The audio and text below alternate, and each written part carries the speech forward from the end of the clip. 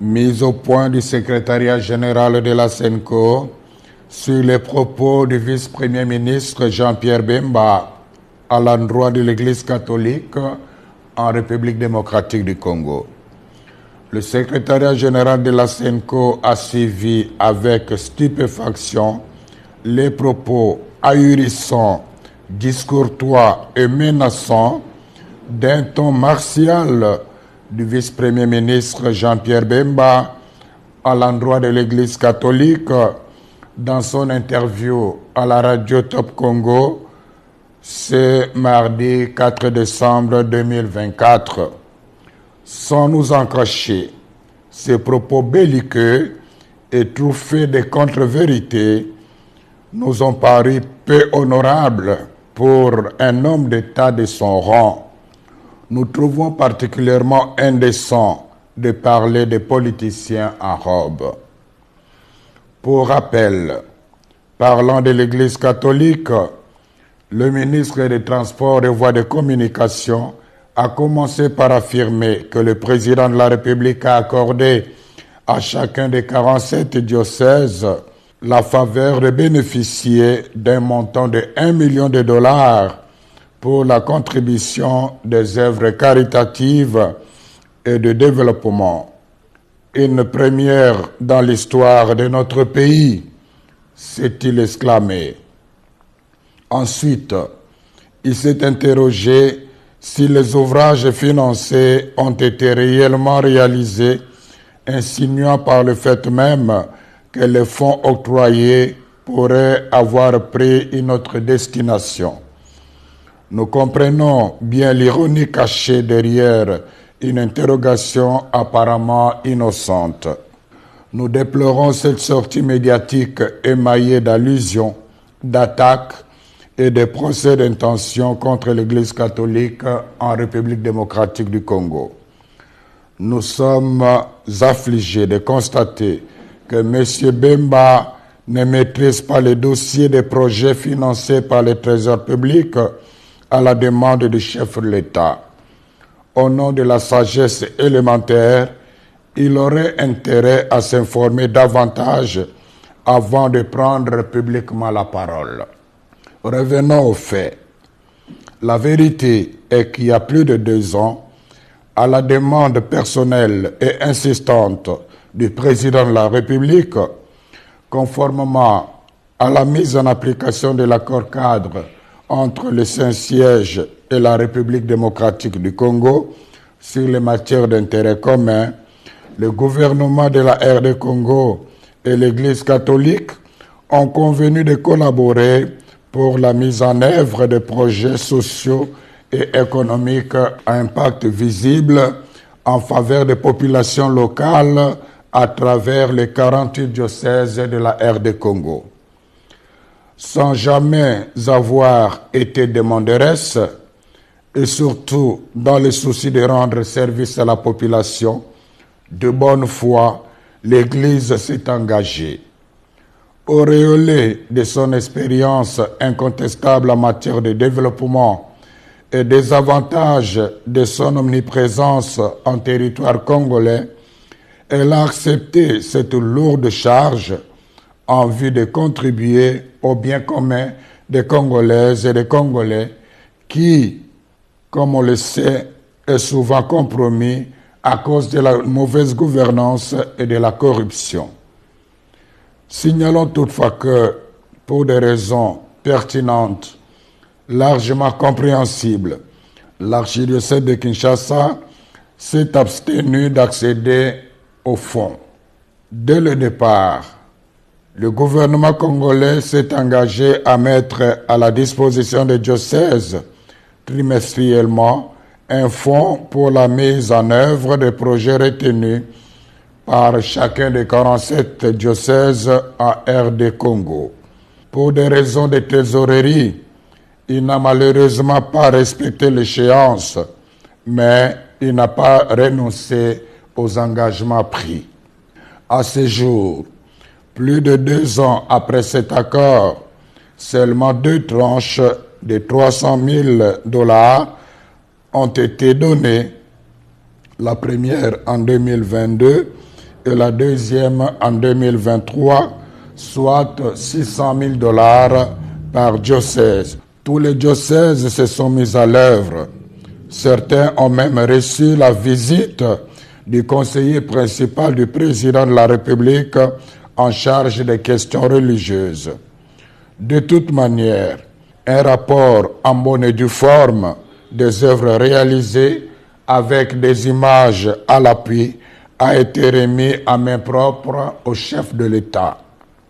Celui-ci n'a pas caché sa pleine satisfaction. Une copie de ces réalisations a été donnée aussi à Madame la Première ministre. Par souci de loyauté et de transparence, en collaboration avec la presse de la présidence de la République, le secrétariat général de la SENCO a réalisé une émission sur le travail accompli. Toutefois, comme le rythme du financement n'a pas été respecté dans tous les diocèses, certains chantiers très avancés sont restés inachevés. À ce jour, une autre tranche de $300,000 a été annoncée et permettra de continuer l'exécution des projets réalisés avec beaucoup de sacrifices en dépit d'énormes difficultés de transaction et de transport. Quant à nous, sans faux fuyant, nous sommes prêts à recevoir l'IGF pour vérifier toute la comptabilité. La SENCO avait dès le début prévenu les gestionnaires locaux de ces projets qu'elle ne couvrira personne en cas de malversation financière. Nous demandons au vice-premier ministre Jean-Pierre Bemba de rendre publiques les preuves de ces allégations de $1 million mises à la disposition de chaque diocèse. En même temps, nous continuons d'attendre patiemment celle de la prétendue collaboration qu'il avait insinuée, sans foi aux yeux, de notre mission d'observation électorale avec les Russes pour pirater les serveurs de la CENI. Qui dans ces pays ne sait pas que l'Église catholique, sans l'aide de l'État congolais, dépense chaque année des fonds immenses pour réaliser les œuvres d'utilité publique comme les écoles, les hôpitaux, les routes, les ponts, les hommes de vieillards, les orphelinats, etc. Par ailleurs, nous avons apprécié que le vice-premier ministre, ministre des Transports et Voies de Communication, rappelle la mission des hommes de Dieu de rassembler tous les fils et filles de la RDC, de parler de la paix et de l'unité. La question fondamentale est celle de savoir comment lui et ses alliés ont-ils accueilli les multiples appels de la SENCO ces dernières années au respect des principes démocratiques et des droits de l'homme, à la transparence du processus électoral et à l'organisation des concertations des représentants des forces politiques et de la société civile afin de renforcer la cohésion nationale et d'affronter ensemble les défis sécuritaires.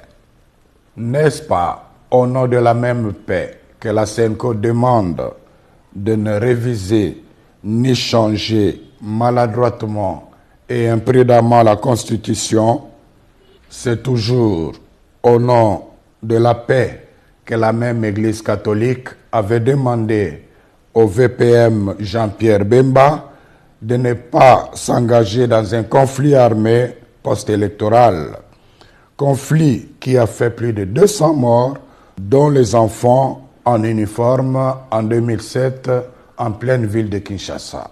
Où trouve-t-on la haine dans le message de l'Église catholique?